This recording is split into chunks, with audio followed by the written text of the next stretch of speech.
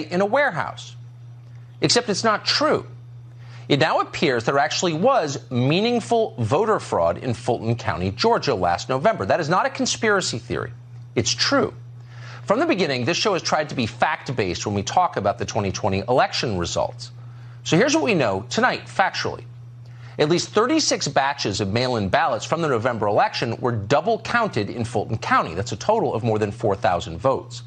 Those numbers come from a group called Voter GA, which along with Bob Cheeley sued to get them. The final tally from the double counts we know about amounts to more than 3,300 votes for Joe Biden and 865 votes for Donald Trump.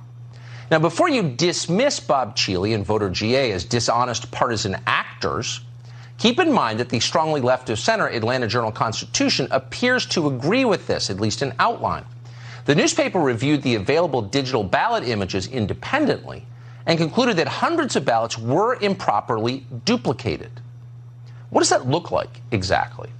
Well, here's what it looks like. At a press conference yesterday, a consultant with Voter GA called David Cross showed how we can be certain that votes in Fulton County were counted more than once. Watch.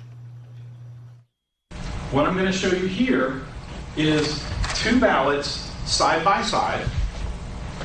One of them is marked for Jason Shaw, and it's got a little squiggle mark next to it. You can see it's got the identical mark on the second one. And the ballot image is stored up here on the top left. So this one over here is scanner 5162, that's scanner number 3, batch number 235, image number 19. And that matches 234, image 59. So you have the same ballot counted twice in the images and counted in the audit. How that's possible, I don't know. How's that possible? I don't know. Every American should want to know, because the answer gets to the heart of the integrity of our elections, otherwise known as our democracy. We're not talking about a couple of ballots here. We're talking about a lot of ballots, at least hundreds of ballots involved, enough potentially to affect the outcome of the election. Here's another example. Here's one of the next ones. All right, so same batch, number 234, image number 2, and 235, image number 61.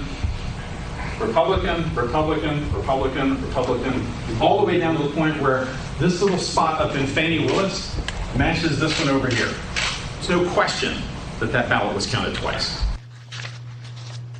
So what's the explanation for this? Well, if you ask Fulton County, these discrepancies, the ones you just saw on the screen, were isolated incidents. Just a handful of bad ballots happens all the time.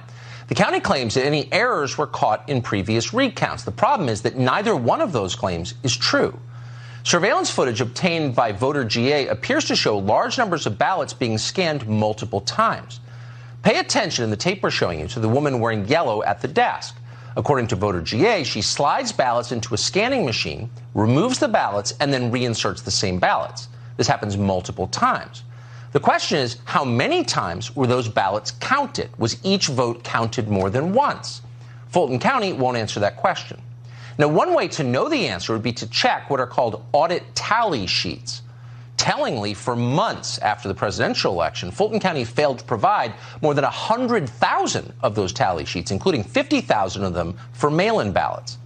When Voter GA finally forced Fulton County to turn over the tally sheets, the conclusion was stunning. Here's what the audit found. Quote, 7 falsified audit tally sheets containing fabricated vote totals. For example, a batch containing 59 actual ballot images for Joe Biden and 42 for Donald Trump was reported as 100 for Biden and 0 for Trump. The 7 batches of ballot images with 554 votes for Joe Biden, 140 votes for Donald Trump, and 11 votes for Joe Jorgensen had tally sheets in the audit falsified to show 850 votes for Biden, 0 votes for Trump, and 0 votes for Jorgensen. Wait, did you just follow that? How is that not flat-out criminal fraud? We'd love to know, because it certainly sounds like flat-out criminal fraud. We've obtained photographs showing what went on during the recount process for mail-in ballots in Fulton County. These pictures were taken by a whistleblower who participated in the recount. She said she noticed something odd as she did. None of the ballots that she saw had any creases on them. You can see the stacks of unfolded ballots on your screen now. That's strange because, of course, mail-in ballots need to be bent in order to be mailed in. These ballots clearly had never been inside an envelope. And then the whistleblower noticed something else. All of the ballots, the whistleblower tells us, have been filled out by a printer, not by hand. And many of them supported the exact same candidates, Democrats, including Joe Biden.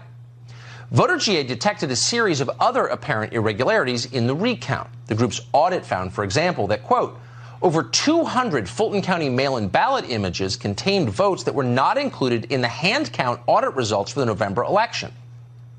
Now, why is that? We don't know. Keep in mind, once again, the results in the state of Georgia were decided by fewer than 13,000 votes. It was a close race. Every vote mattered. And then there's this. An elections expert called Mark Davis analyzed data from the post office. He found that nearly 35,000 Georgia voters moved out of their county of residence more than a month prior to Election Day. They were ineligible to vote, and yet they did. They still voted in their old county. That is illegal. It's not a small thing. Violating election law is something we should care about. And by law, their votes should have been excluded from the total. But they were not excluded. Why are we okay with that? Why are we okay with any of this? Well, we're okay with it because we've been told we have to be okay with it. We're undermining democracy if we ask questions about what happened during the 2020 election. And of course, that's a perfect inversion of the truth. Without answers to legitimate questions like the ones we just posed, and those are legitimate questions, democracy dies. People begin to understand that the system they've been told is on the level is in fact rigged. And when they believe that, God knows what they do next. So let's find out what actually happened. Let's find out immediately. Let's find out without shame. It's our right to know. It's our responsibility to know. Jon Voight is one of the best-known actors in the world. We talk